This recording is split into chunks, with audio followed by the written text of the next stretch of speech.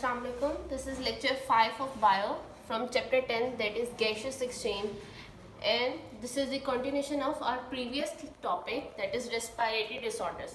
हमने पहले दो disorders discuss किए हैं, bronchitis and emphysema. Now the third disorder is pneumonia. ये common disease है, आपने पहले भी इसके बारे में सुना होगा. इसके important fact ये है कि pneumonia it is easy to treat. इसका ट्रीटमेंट ईजी है, लेकिन this is the most common cause of death in newborn. Because what is the reason? उनका इम्यून सिस्टम, न्यूबॉर्न बेबीज में इम्यून सिस्टम अभी develop हो रहा होता है. They can't fight with viruses और bacteria. So newborn babies they are more prone to such infections, और newborn babies जो है फाइट नहीं कर पाते, और उनमें this is the most common cause of death in newborn babies. और एंटीबायोटिक जब तक डिस्कवर नहीं हुई थी, it is an bacterial infection. So आजकल तो हम इसको बैक्टीरिया हमारे पास एंटीबायोटिक्स हैं जिससे हम इसको क्योर कर सकते हैं. लेकिन जब एंटीबायोटिक डिस्कवर नहीं हुई थी तब यंग पर्सन्स में भी न्यूमोनिया की वजह से मोर्टेलिटी रेट बहुत ज़्यादा था. अब न्यूमोनिया अगर ये सिंगल लंग को इफेक्ट कर रहा है तो इसको हम न्यूमोनिया के में स्टडी करते हैं. लेकिन अगर जो आपका बैक्टीरिया है वो दोनों लंग्स को इक्वली डैमेज कर रहा है तो इसको हम डबल न्यूमोनिया कहते हैं. आपके दोनों लंग्स इसमें डैमेज होते हैं जो ज़्यादा स्पेयर होता है. What is the causative agent? Causative agent इसको हम कॉज या रीजन भी कह सकते हैं जिसकी वजह से ये डिजीज हो रही है. इसमें मेजर जो है वो that is bacteria Streptococcus pneumoniae. इसको हम स्ट्रेप्टोकोकस न्यूमोनी कहते हैं, और इसको हम कैपिटल एस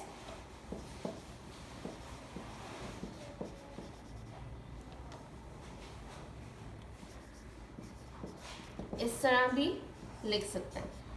लेकिन ये इसके दो और रीजंस भी हैं, इसके दो और कॉजेज भी हैं. इन्फ्लुएंजा वायरस की वजह से भी इन्फ्लुएंजा वायरस किसी पर्सन को अटैक करे और वो भी एट द एंड निमोनिया में कन्वर्ट हो सकता है. और fungal infections, different kind of fungal infections को कॉज करने वाले जो फंगस है वो भी निमोनिया में कन्वर्ट हो सकती है. और थर्ड, आपने आजकल कोरोना के बारे में सुना है कि कोरोना जो है वो सीवियर कोरोना है, वो भी निमोनिया में कन्वर्ट हो सकता है. तो निमोनिया बेसिकली क्या है? Pneumonia is the damage of alveoli. Pneumonia में होता क्या है? ये एक नॉर्मल पर्सन के एल्वेलाई है, ये एल्वेलर स्पेस है, और यहाँ से क्या होगा? गैशियस एक्सचेंज होगा. Oxygen will move to into your blood and carbon dioxide will move into alveoli. लेकिन न्यूमोनिक पर्सन में क्या होगा? Alveoli they are filled with pus. ये जो ब्लू कलर से आप लिक्विड देख रहे हैं ये क्या है? पस है. पस is basically it is a yellowish liquid जिसके अंदर आपके वाइट ब्लड सेल्स होते हैं, WBCs प्रेजेंट होते हैं, जो कि डिफरेंट इन्फेक्शन से फाइट करते हैं. WBCs उनका फंक्शन होता है, they make your immunity, immune system बनाते हैं और ये फाइट करते हैं विद डिजीजेस. तो पस में ये येलोइश लिक्विड होता है जो कि आपके वाइट ब्लड सेल्स जिसमें प्रेजेंट होते हैं. तो आपके alveoli they are filled with pus. इसमें क्या होता है? और जो कि पस, जो सिक्रीशन ऑफ पस बेसिकली ये आपकी बॉडी का एक डिफेंस मैकेनिज्म है. आप अगर किसी जगह पे कोई इन्फेक्शन है, इन्फेक्शियस है, कोई पैथोजन आ गया है आपकी बॉडी में, तो पैथोजन को किल करने के लिए आपकी बॉडी पस जो है वो वहाँ पे पस फिल कर रही है, उसको स्क्रीट कर रही है ताकि पैथोजन को किल कर दिया जाए. लेकिन जब ये एल्वेलाई में पस फिल हो जाएगी, देखें आप यहाँ पे अराउंड 70% जो पोर्शन है वो इट इज़ फिल्ड विद पस. अब हमारे पास यहाँ पे 25 या 30% पोर्शन है जहाँ से गैशियस एक्सचेंज होगा.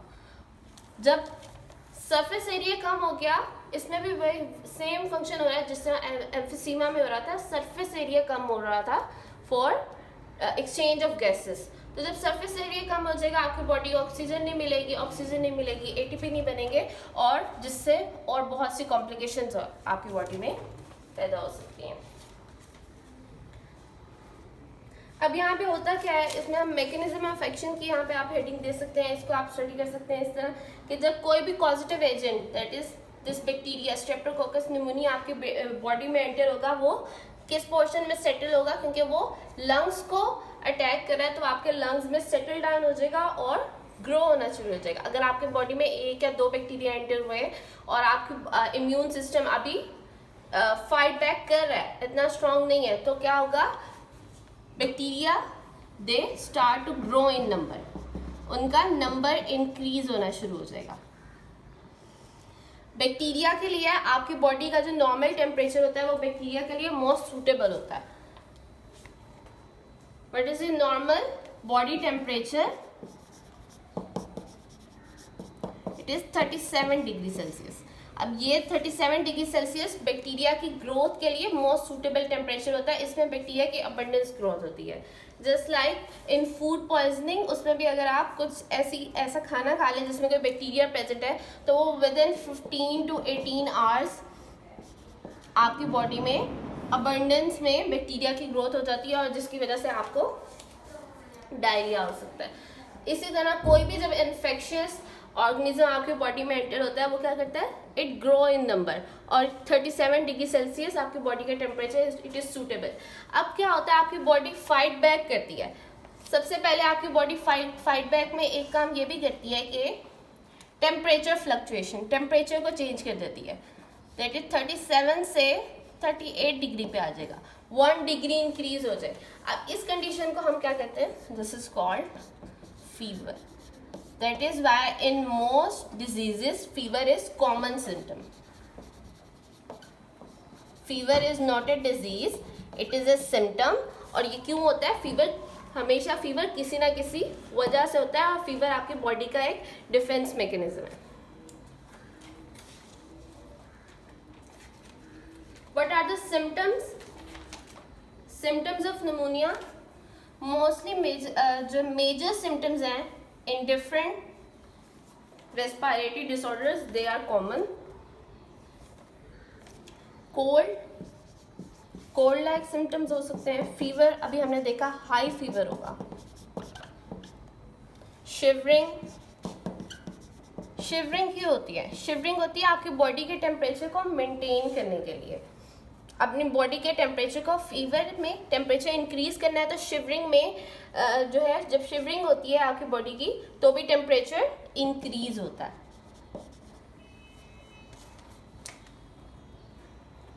एंड कफ विद पस, कफ में साथ जो आपकी पस जो है आपकी alveoli is they are filled with pus. जो आप जब आपको कफ आएगी तो ये पस, इसका कुछ पोर्शन कफ के साथ आपकी बॉडी से एक्सक्रीट आउट होगा। So these are common symptoms of pneumonia. और शॉर्टनेस ऑफ ब्रेथ, ये सारी चीज़ें की कहाँ जा रही हैं, शॉर्टनेस ऑफ ब्रेथ, आपको सांस लेने में प्रॉब्लम होगी।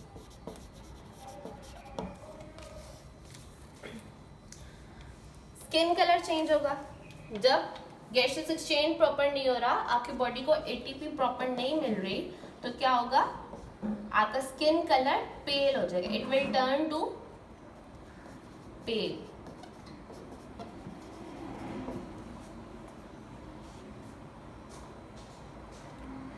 और जो कि आहिस्ता आहिस्ता पर्पलिश भी, it can turn into purplish. और जो कि ये ऑक्सीजन की डेफिशिएंसी की वजह से होता है। 100% ऑक्सीजन जो है वो ख़त्म नहीं हो रही, बल्कि 30%, 30 या इससे ज़्यादा आपकी बॉडी में अवेलेबल होगी, लेकिन प्रॉपर ऑक्सीजन अवेलेबल नहीं है। अब इसकी ट्रीटमेंट की बात करें हम, या प्रिवेंशन की बात करें, because it is a bacterial infection, तो हमारे पास यहाँ पे इसके लिए वैक्सीन्स अवेलेबल हैं। स्ट्रेप्टोकोकस न्यूमोनिया के लिए एंटी वैक्सीन्स अवेलेबल हैं और कुछ एंटीबायोटिक्स हैं। न्यूमोनिया की वैक्सीन जो है वो न्यूबॉर्न बेबीज़ में भी दी जाती है ताकि उनको उसके अगेंस्ट, निमोनिया के अगेंस्ट इम्यूनिटी डेवलप हो सके उनमें। और हमारे पास अडल्ट्स में एंटीबायोटिक्स अवेलेबल हैं इसको ट्रीट करने के लिए. The next disorder is, okay, that's it for this lecture.